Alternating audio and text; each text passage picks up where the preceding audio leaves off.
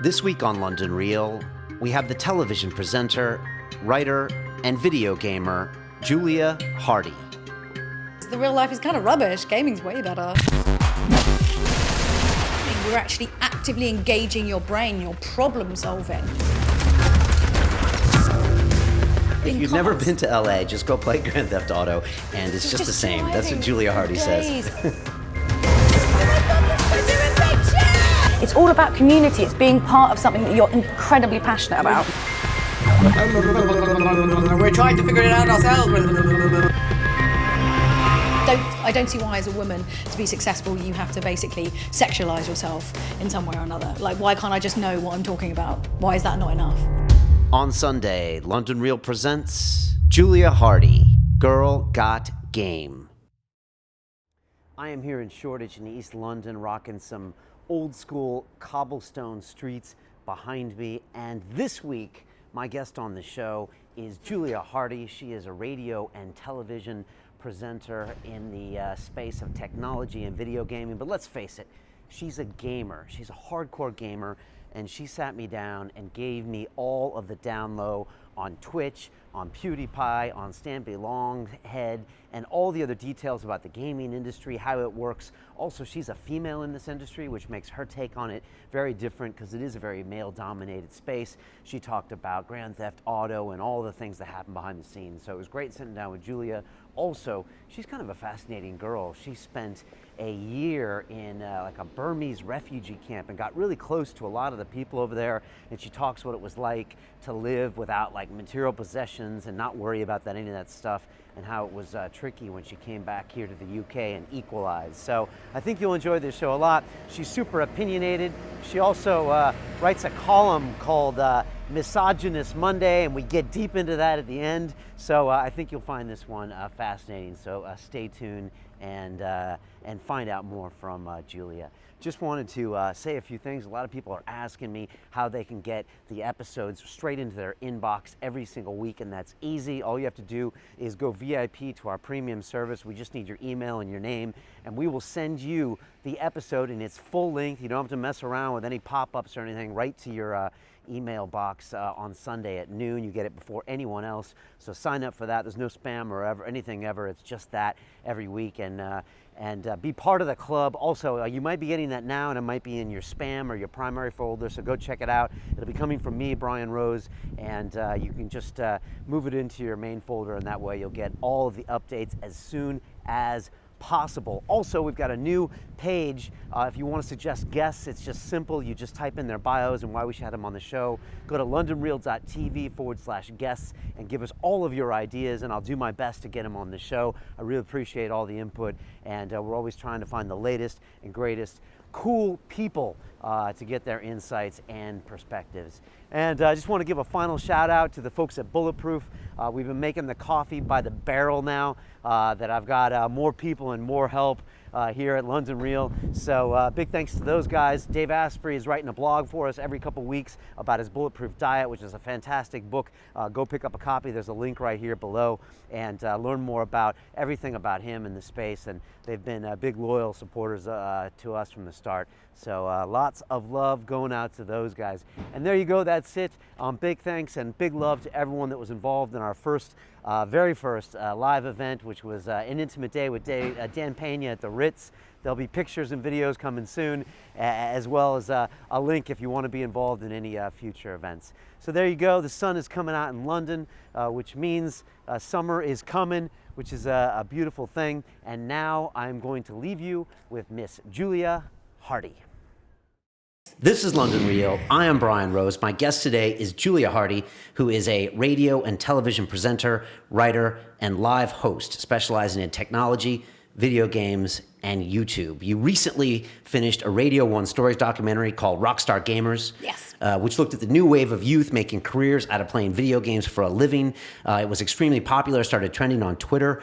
You've also worked for Jamal Edwards and his SBTV. Yep. Fantastic story, fantastic network for the past 2 years doing their games and gadgets content. And on top of that, when you're not doing all these things, you're also a keen advocate for human rights. You lived in a Burmese refugee camp for a year. Yes. I want to hear about that. You also gave up alcohol for 365 days to raise money for Amnesty International. I mean, and if you're in Britain, giving up alcohol even for 5 hours is an applauding feat. I was treated like a freak for a year. So yeah. Oh, yeah, I can believe that. So all those fantastic things. Julia, welcome to London Real.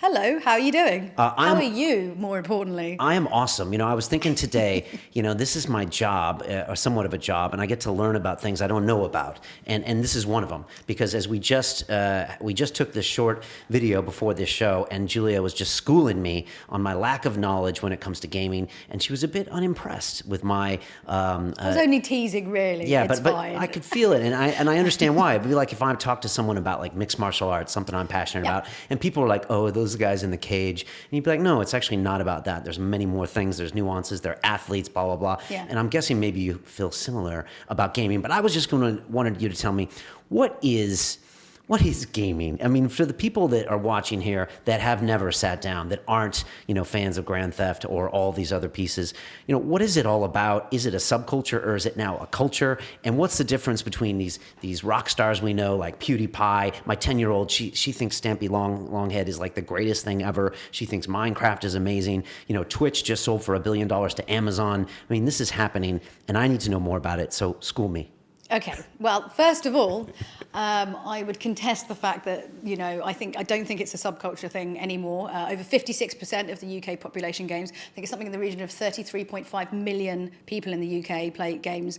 I think the problem is that people have a very stereotypical idea of what a gamer is. It's the guy in his greasy pants eating crisps alone in a dark room. In the dark room, right, and it's rubbish. It's absolute and complete and total nonsense. Everybody plays games. You have a phone. I'm sure you play games when you're bored on the tube. I hate to break it to you. You're a gamer. You play games. That's the only criteria. I don't, right? but a lot of people do. You've never played a game on your phone. Someone showed me Candy Crush once, but it's not on my phone, so...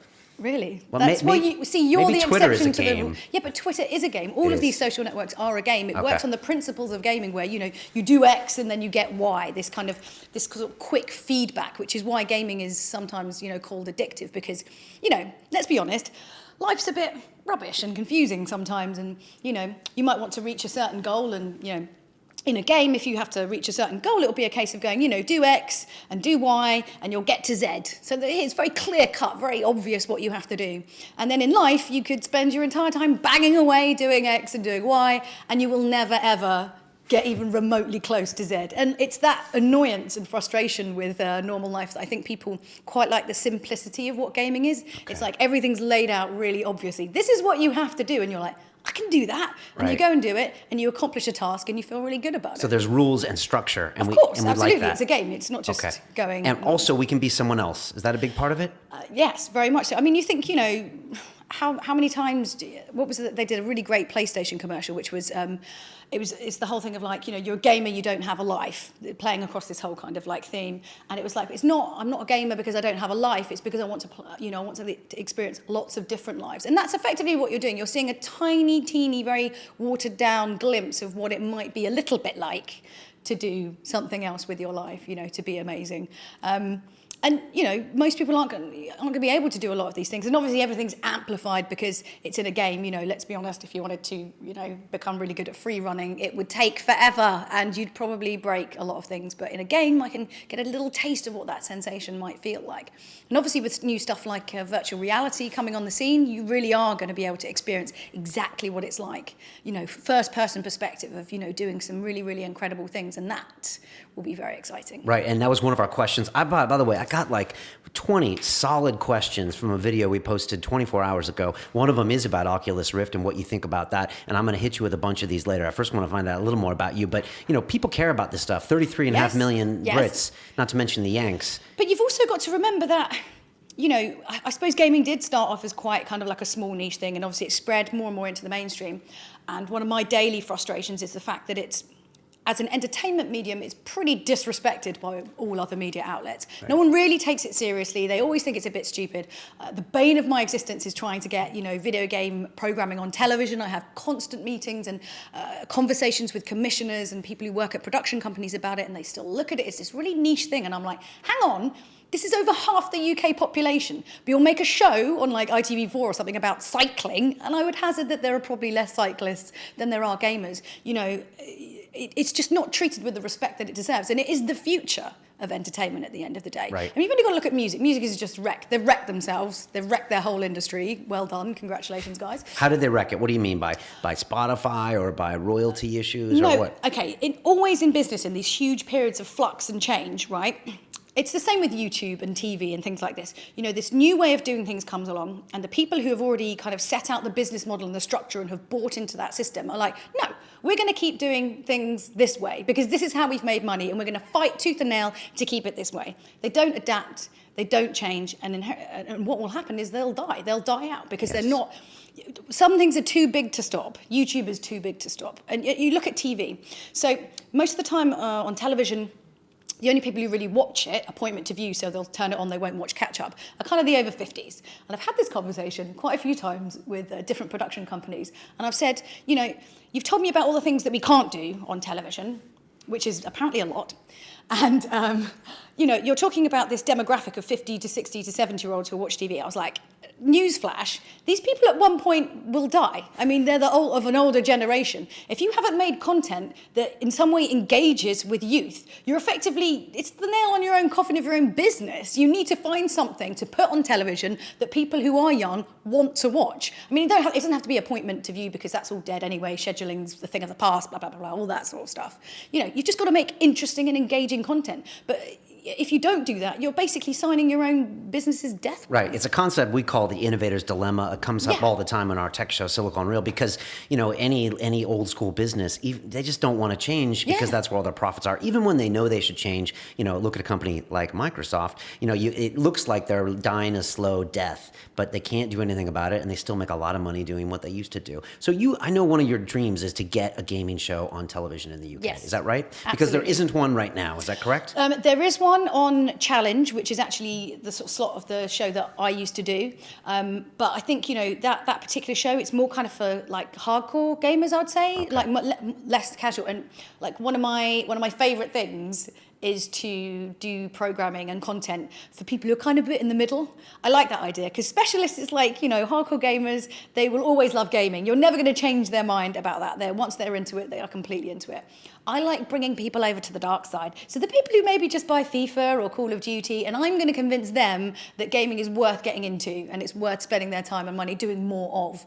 So yeah, I want to do a more mainstream show that kind of caters a bit more to the sort of more casual audience. Okay, why fixate on TV? I mean, we all have this TV fixation. When I started this show 3 years ago, I wanted to be on TV, but now you really couldn't pay me to be on TV because Really? Just, yeah. If I was to say right now, I've got 50 grand. Someone tried to pay me for Silicon Reel to go on TV, and I said no because it just didn't make any sense. And it had to be this really crappy short format, and then I had to hope people were watching it when they happen to be online. But are you saying that still is the golden goose to be on TV? No, I think the entire thing is completely and utterly changed, but I don't think it's quite so cut and dry just yet. I don't think TV's dead just yet. I think we've still got one more generation where if they adapt and sort things out, we could actually make something work. Because, I mean, scheduled TV, with smart TVs coming in, you're not going to have, scheduled programming. Everything you watch is going to be on demand. I mean, obviously, that's the only way it's going to go.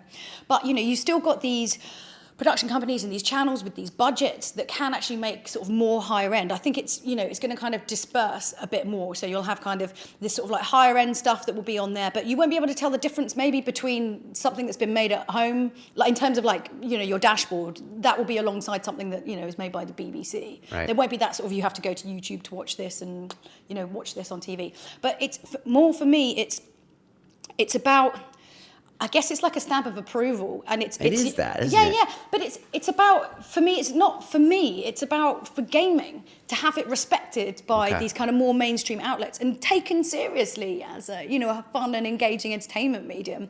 And there's a lot of content, gaming content, obviously, online. Huge amounts of it. And it would be really nice to make something that can pitch gaming in a way that engages new people and brings them into gaming. I would like to do that. What happens when you tell people in the UK and the UK television channels about Twitch? And I never heard of Twitch until it was acquired. What's that? And I mean, this is a site that purely has gaming video on it, right? And Amazon bought it for $1 billion. It was rumored to have been bought by Google, but I think they couldn't agree as far as control. And so, boom, all of a sudden, there's this, huge, obvious show that there's a demand here, but as the TV guys, they probably don't even look at that anymore. So what's really funny is that we would have this conversation all the time. Honestly, for the past 5 years, I've had meetings about different things, and they'd be like, people don't want to watch people playing games. It's boring. It's so boring. You have no idea, and this is always what I would get told in all of these meetings. And you sort of explain that, League of Legends sold out like Wembley Arena. And, YouTube, obviously the biggest channel on YouTube, PewDiePie, it's a gaming channel. Actually, most of the top channels are to do with gaming because obviously television doesn't cater to it. So obviously these people have gone online and made their own content. What does PewDiePie play? And where's he based? Is he Swedish, Sweden? He actually, he was originally from Sweden, I think. Oh, God, yes. What am I saying? And but he's in the UK now. Okay, and he's got millions and millions and millions. 34 million subscribers on YouTube, which is a huge number. Zoella That's a huge has number. like 5 million. If you apply it to anything. Yeah, if it was the amount of hats that you had, or a cat that. Well, here's an example. I just mentioned Zoella, and she was on the billboards out here on Old Street Roundabout in YouTube's recent marketing campaign, and she's got 5 million subs. But I didn't see PewDiePie up there. Why? It's because everyone's hating on your gamer community, aren't they? They're not welcoming. He's very private. Okay. Out of all of them, he's incredibly private. He still kind of he's not mainstream. Well, he also shoots and still edits all of his own stuff, and some of them do, some of them don't. Same as Stampy does that too. And also, he doesn't really need the money. Let's be honest. Yeah. I'm sure he's all right, And he's in that position where he can kind of do what he wants now. He's putting in. But again, like you said, people have this concept of the gamer, and it's this. When, like you're saying, everyone's a gamer. It's almost like, I hate to make this comparison, and I don't mean anything by it, but it's almost like porn. Everyone's like, porn stars are bad, but most people are consuming it in some way, shape, or form. But yet they have to keep this separation. I mean, I think it's just that people don't think of themselves as gamers, even if they do play games on their phone. If I said, to my mum, who sometimes plays a game on a tablet, I'd be like, "You're a gamer," and she'd be like, "No." Okay. You play games, and it's not the same. Right. Okay. I think people still think it's it's PC or console, and somehow mobile gaming doesn't count, even though it's almost coming up to as close as as PC and console gaming now. So really. Twitch didn't surprise you, that sale, and did it affect your industry? Did it say a big warning light to all the media companies? Yes, or did the old school people just keep plodding along? Saying the old school people are still doing exactly the same thing, pretty much. Twitch, It's not quite got to the sort of tipping point that YouTube did and has done. But then, YouTube, it's like 10 now, isn't it? It's been around for quite a long time. Twitch is very, very new, still, all things considered. But I think it's interesting because it's still a little bit like the Wild West. I think a lot of people kind of joined on there thinking it's going to be the next YouTube. Whether it is the next YouTube, I don't know. I mean, it'll have to expand a bit more and get a bit more, the same with YouTube, expanding out and kind of moving into kind of other territories, not just, gaming and stuff like that. But tell me about you. Were you a nerd or a geek? I don't even know what those words mean. When you were younger, I kind of was, to be honest. I was on my Apple II Plus programming a long, long time ago. And I was kind of in that. That was my gaming thing. Do you come from a tech interested background, or did you just kind of fall into this? And why did you stay in tech? You could have done anything. That's true. You're much more positive thinking than my parents. You should probably chat. What do they say? They're like, "What are you doing with your life? Sorted out, always." Still. I thought they would get over that, but no. It's because my brothers are super straight edge. They were like, I just look extra zany in comparison to them. Basically, my brothers always had two older brothers, and they always had consoles and were always doing stuff like that. So I kind of would always watch them playing, and also being the only girl, I was a bit like, I don't want to do girl things. It's rubbish, and it wasn't really. I guess I was always fascinated with tech, I suppose, because, my dad's an electronics engineer, so my whole house was full of decaying vending machines for most of my life. It was like something really weird, like out of the Nevada desert. There was just old bits of broken cigarette vending machines everywhere. So I was kind of around electronics all the time, although because it was my dad, it seemed a lot less cool to be interested in. And then I suppose really the tech route kind of probably came through doing gaming, really, that kind of interest. But then, I don't know, I was an early adopter of some really, really terrible technology. What was your first gaming experience where you remember, like, where you were really hooked and you're like, I want to do this? Was it like at 12 or 10 or 15? Or when did you cross another level of your gaming? Like, Okay, so... do you have a gaming tattoo on you or like? No. Okay, all right. So I think probably the first time I played something quite systematically over and over again was probably Sonic 2. And that was because it was really weird. My brothers had consoles, but like I wasn't allowed one or something. I don't know, it's really weird. So my friend Laura had one, so I'd just go around and, play around her house. We'd play it a lot on that, in the old days we'd have to basically press like pause and then the console would like be overheating and you'd be like trying to fan it a little bit because What years are we talking here? When's Sonic 2, like roughly? Oh God. Late 90s? Yeah. Oh God, I don't even know. Wait, how old were I then? Okay, so old school, basically. Like, I was pretty young. Okay. And like Laura would have this console, so I was always a bit like, oh wow, this is so cool. And so that was probably like my first kind of real kind of foray into it. And then I remember a friend of mine had a really old Mac computer, and we'd play like LucasArts games when we were like really small and try and solve all the puzzles because we thought we were really clever.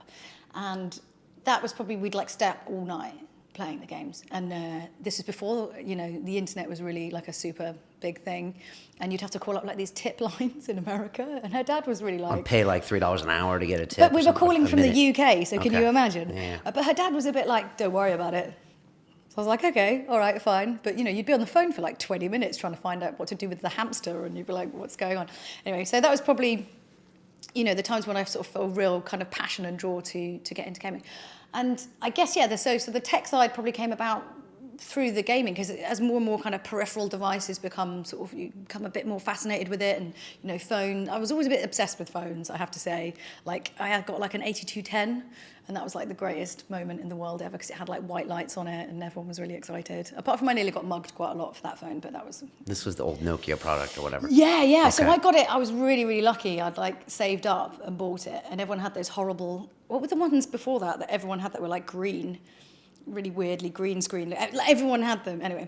And then the 8210 came out, which was like this big, and I was completely obsessed with it, and then ended up getting it. But then when you'd walk home late at night, it was really obvious that you had a brand new phone because it had white light on it. So the amount of times I got followed by people, I was a bit like, maybe I should just get a different phone. And what did you graduate to game-wise? And if you had to pick your top 3 or 4 games, I know people are going to be hanging on your every word, but like, what are the games that have meant the most to you over the past 5 years? So probably the one that I played with my friend the first time, which was Day of the Tentacle, which was like, they're remaking it now. Thank God. I've been like waiting years for them to do this. Okay. Only because it's just... Is this a lesser-known game? It's a point-and-click adventure, so it's like LucasArts. It's about an evil tentacle that tries to take over the world, and it involves time travel and flushing things down toilets. Okay, all right. Probably it doesn't really make any sense if I say it like that. Okay, that's one. What are a few others?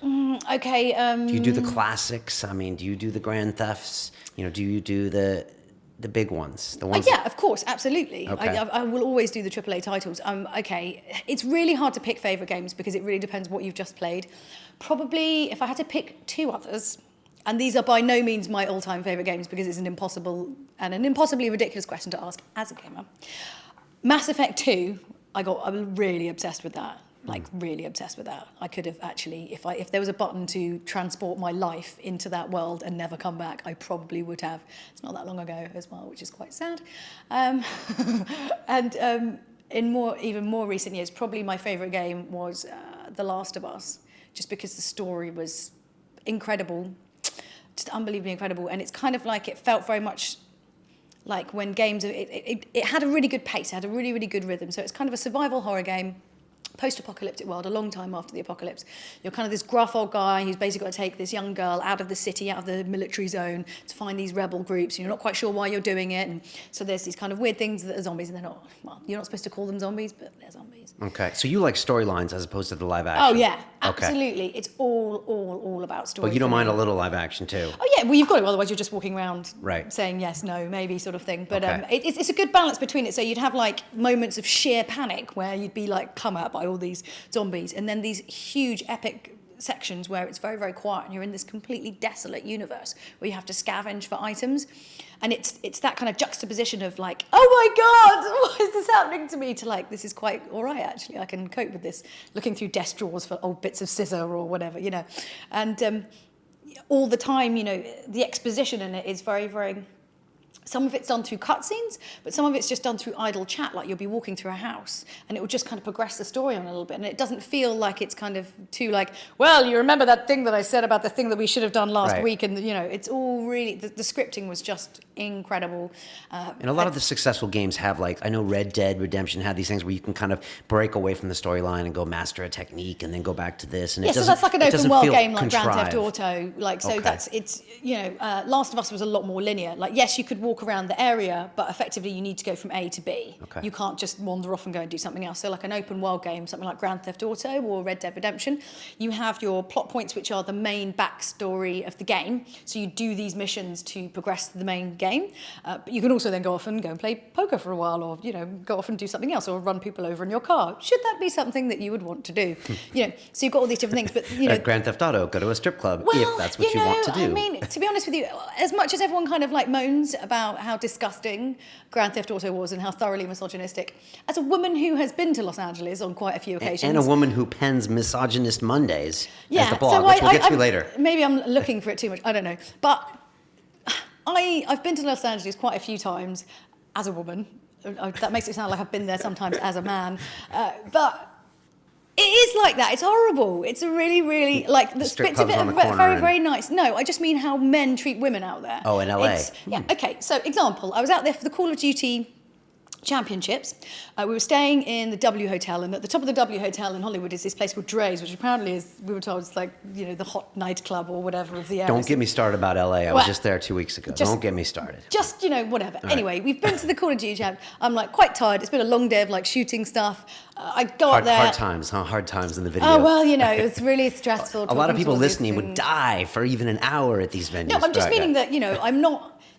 After you've done a shoot for a whole day, you tend to have a lot less energy than most. Yeah, so I was kind of going out there, I was a bit like, oh, I'm not really that bothered, you know, sort of thing. Wasn't kind of going out with party in my... Anyway. Okay. So I'd gone up there, I'm wearing jeans and like a jumper, and I've like gone now? up... Yeah, kinda. like, seriously, I had like a baggy jumper on, I was really not wearing anything to anything. Not that that really denotes how you should be treated, because that's rubbish, but whatever. I'd gone up there, and it was kind of like going into like what a school disco must have been like if someone had like spiked the punch with like Viagra.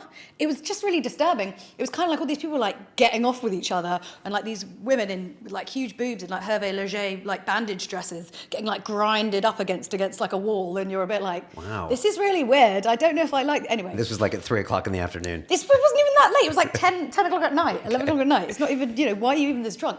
But... So you don't like LA? What? So, okay, my point was, in this club, all this stuff was kind of going on, and every time I went to the toilet, it was like running the gauntlet. I would basically have guys like trying to push me up against the wall and like say things to me and like say, and I'm not even...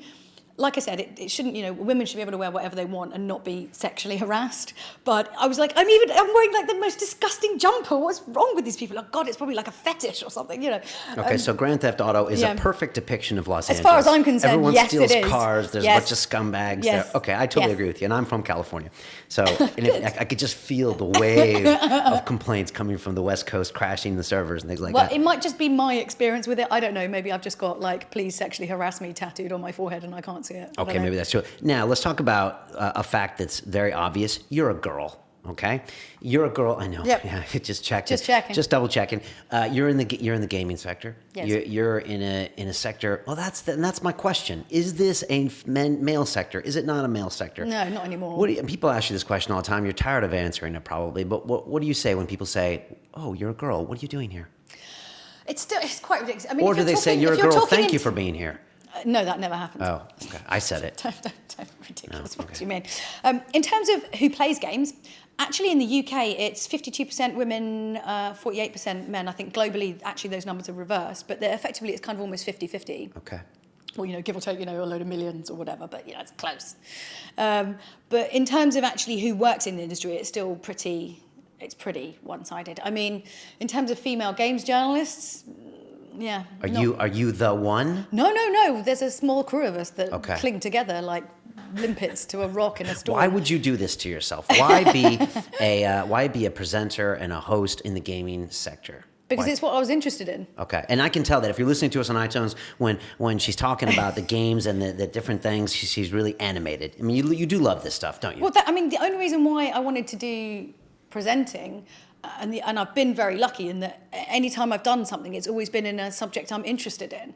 So I originally started in music because that's what I was super, really into at the time. And when I first started, I ended up doing a show on there that was music, movies and games because I was interested in games. And all of my kind of gaming experience sort of came, presenting for stuff sort of came from that.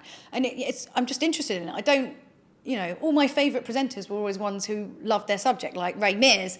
I mean, I'm not going to go and whittle a hut out of wood and cook some salmon by a rocky shore somewhere. But look at his little face when he's doing it. He's having the time of his life. I love that. I want to see people's passion. And I got really sick of, watching TV and seeing these people who will just talk anything to anyone. That never interested me. I want to present the National Lottery because I have no interest in doing that. Right. I want to talk to people about things that I'm interested in, and my job allows me to do that. I'm very lucky. What are the pros and cons of being a female presenter in this industry? Pros and cons. Well, yeah, you do. Okay, so when I first started doing regular gaming stuff, the first solely gaming kind of show that I did, I got a load of flack online. And every time the kind of show changed, it was always a bit like, you'd have to sort of prove yourself again.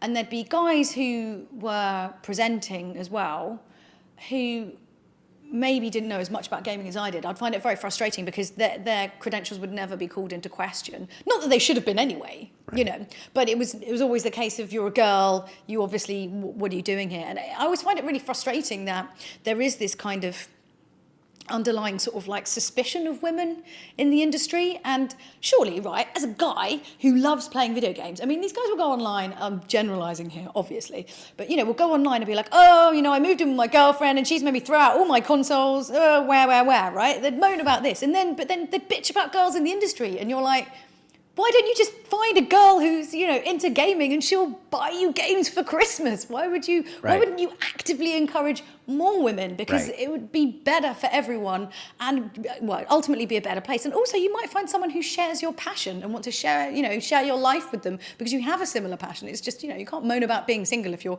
frightening them all off. Okay. So that's one of the cons, is a little bit of kind of hate early on. Do people love you now? You must have a core fan of following that people look, she's legit. Julia's the real deal. She's still here, slugging it out. Yeah, I think now it's a lot better. And I think you sort of get to the point where you've proved yourself, and then people who kind of follow you online will sort of stick up for you and be a bit like, what are you talking about? She knows what she's doing, sort of thing, which is nice, that you don't have to wade in yourself sometimes. And also I like being right, so it would get a bit ridiculous. I get drawn into these really long conversations about nothing, Okay. Pros are you're different from the rest of the people. You're not the guy presenter, you're the girl presenter. Is that a pro, or is that not really a pro?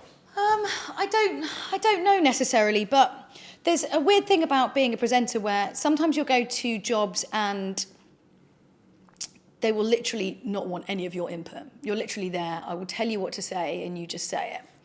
And I think maybe that happens more when you're a girl, but then I've only ever had an experience as a female, so maybe, I don't know. But, coming in and having a lot of knowledge, I think it's the same for any woman in any industry, really. You tend to be met a lot of the time by people who think they always know better than you. Not that you should be coming in thinking that you know better than them, but my only goal ever has always been to make whatever I'm doing the best it can be. I'm not precious about whether you don't like my idea or not. I don't care, I really don't. I'm just throwing it out there because I think it would make it better. It's not about some sort of pride or, being better than anyone else. I just want to make it really awesome. But I've been in places, and some of the first jobs that I had, where they would just immediately kind of think, or you're being like a troublemaker, and you're like, I'm genuinely interested and have passion to make this really, really good. Why would you make me feel bad or think that I'm trying to be, I don't know, treading on someone's toes? I worked with a chap on the show we did for Challenge, which was the Blurb, the original iteration of the Blurb. And this guy he was a producer, sort of ex-BBC, And by this point in my career, I'd sort of figured out that sometimes people don't like me to be involved in other sides of, behind the camera. The problem is because I've done production as well, so I can naturally be a bit like, oh, well, you could do this or you could do that, Right. and I'm very mindful of how I pitch it because I don't want to come across as being rude. And when he first started the show, and I sort of came to him with some ideas, and then I was like, oh God, am I doing this thing where I'm being really annoying and telling you how to do your job? And he's like, no. He's like, do you know how many times you'll come to a job and a presenter couldn't care less about what it is that you're doing? It's actually really nice and really refreshing to have someone who, is interested in what you do and wants to get involved and wants to pitch ideas. And then after that, I was like, well, if he's okay with it. And he's BBC trained, so he knows what he's talking about. Tell me about the Americans, because it's a huge market. Is Yes. the LA Games creation space, is it based out of Los Angeles? Is that where all of the critical mass is? Does it have a Hollywood tone to it, I guess is what I'm asking? No, not so much. I mean, and then also like out of San Francisco as well. But I think it's all pretty, with kind of how things are going at the moment in gaming. Yes, of course, you still have all these very, very big studios who are producing these very, very high, high cost, high quality. Right, known as the AAAs, right? The AAAs. See, I got this term today on the remarks. AAA I didn't know titles, that. the ones that basically. Rattle off some of them so we know. Oh, okay. So like Call of Duty, Call of Duty, yeah. FIFA, Grand Theft Auto, the ones that everyone will have heard of most. That's Right. that's what would be your AAA title. Okay. But because indie gaming is becoming bigger and more kind of prevalent, and PlayStation have really, really kind of brought this into sort of their key thing with the new PlayStation. And even, with stuff like Steam on the PC, stuff like that, you're seeing more and more of these like little titles, these indie games that are doing things really differently, and they can kind of take risks and they can look at gameplay in a different way. And sometimes the problem with AAA titles is like once you have a fresh IP, like a new story, a new product, it does quite well. So they're like, oh, that's great. Let's like do that every year, and they kind of change it a little bit or change things around a little bit.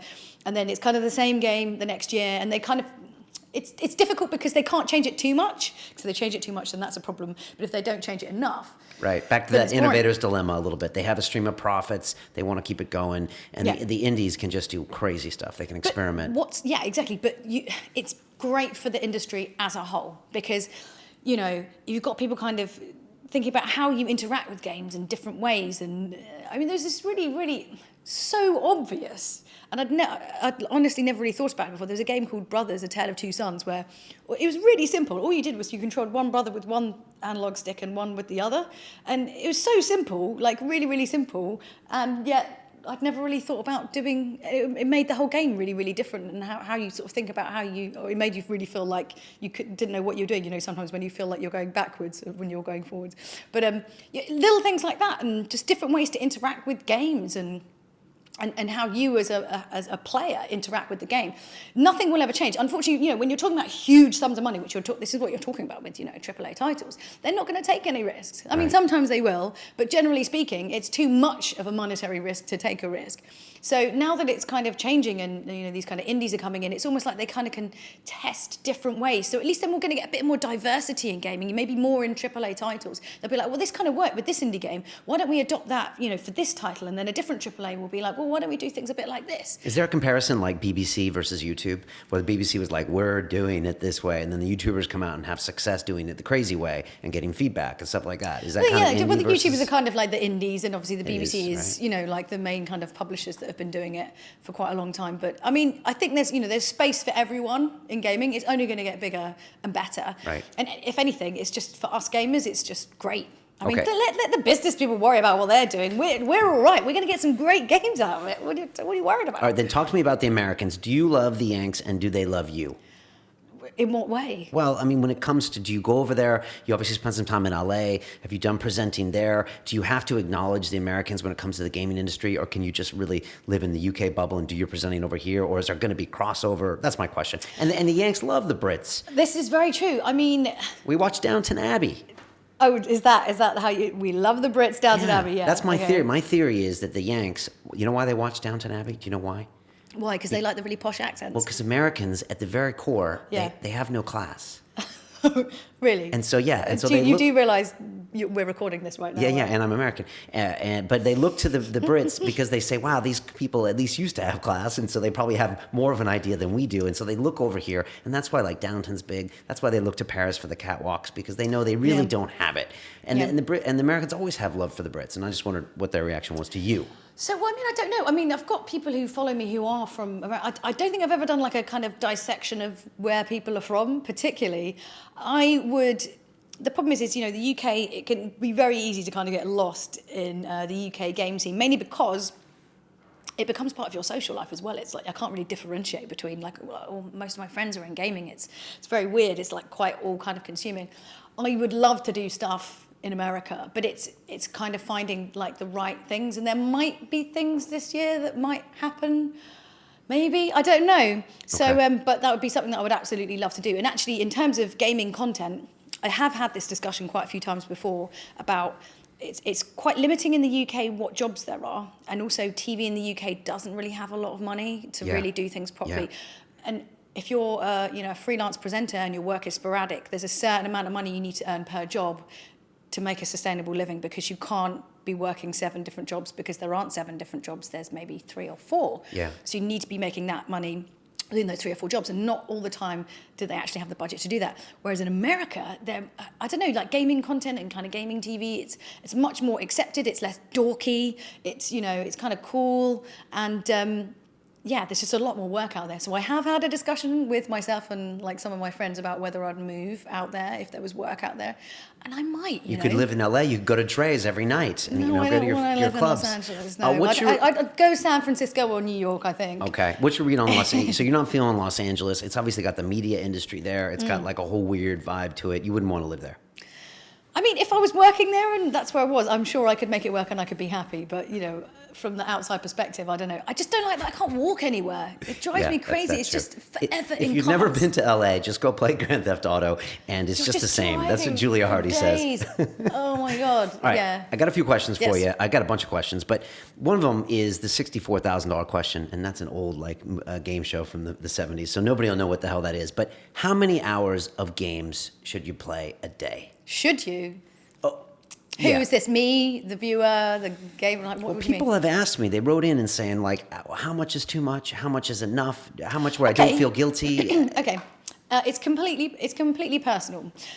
So, first of all, the word "should" is the worst word in the English language, because it implies there's some Amen. kind of like galactic council of people who make up decisions about what we should do with our life, and that's absolute rubbish, because we're all individuals and we all have different needs. So, first of all, if you ever hear yourself saying the word "should" to yourself, change it to "could."